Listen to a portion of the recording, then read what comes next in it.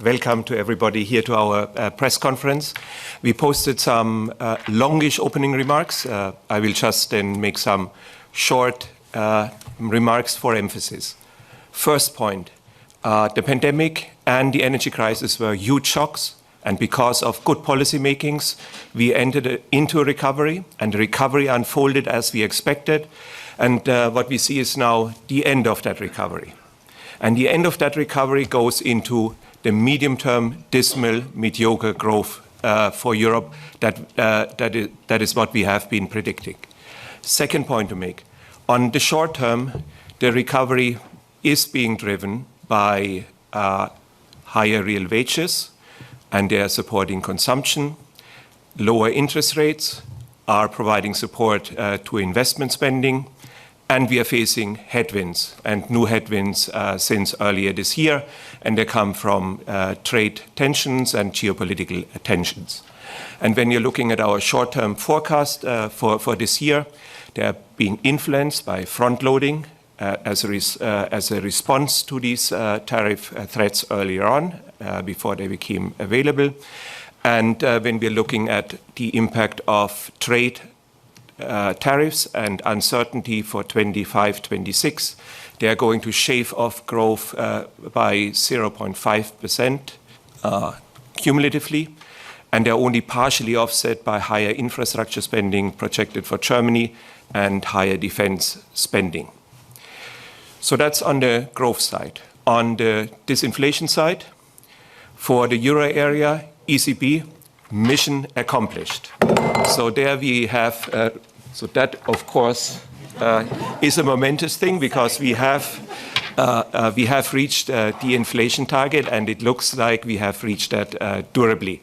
And what it means for ECB monetary policy, that they can stay at a terminal rate of 2%, and our recommendation for the ECB is to only change the policy rate if or when material shocks strike, which would materially change the inflation outlook.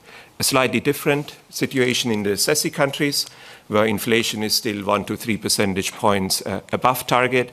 There is still a risk of de-anchoring of inflation expectations, and therefore CESI countries need to be more cautious in the disinflation effort. They need to remain data dependent, meeting by meeting, and need to ease only gradually. So our main recommendations for Europe is really focus on this dismal medium-term growth, and that means European level reforms. We have outlined a number of reform areas. First, reduce intra-European trade barriers. Second, prepare for deeper capital markets with the Capital Markets Union. Third, allow labor to move, that talent moves where the high productivity jobs are. And very importantly, energy costs are too high, energy is too volatile, and we need an energy union which actually provides cheap energy with low volatility. So those are the four reform areas which we have been proposing. We also have been proposing structural reforms and transformation reforms at the national level. They are also necessary in order to boost productivity. And the good news there is that Europe has excellent examples in place on what to do and how to do it. We put these reforms together, and they would, the euro-level reforms, first step, and structural reforms domestically, they would actually give a boost to the level of GDP over 10 to 15 years by 9%. That's a large number. Use the European budget in order to incentivize reform. Use the European budget to actually generate savings for the European public goods. And those are public investments into R&D. Those are public investments into energy and into defense. Because a coordinated approach will overall provide savings and will provide a more effective system. We add a big message this time to our Rio, and that is you also need to focus on fiscal consolidation. The package on the European reform and on the structural reforms that is going to create, when implemented, a lift in productivity. It will increase the income of Europeans, and it provides resilience. And it will also help on the fiscal consolidation side. So why focus on fiscal consolidation? Because long-term spending pressures, which we have been pointing out before, on aging-related health, care spending with regard to pensions, digital transformation, the clean energy transitions, and the higher interest rates which budgets are going to face, they are going to add spending pressures over the next 15 years and the following decades.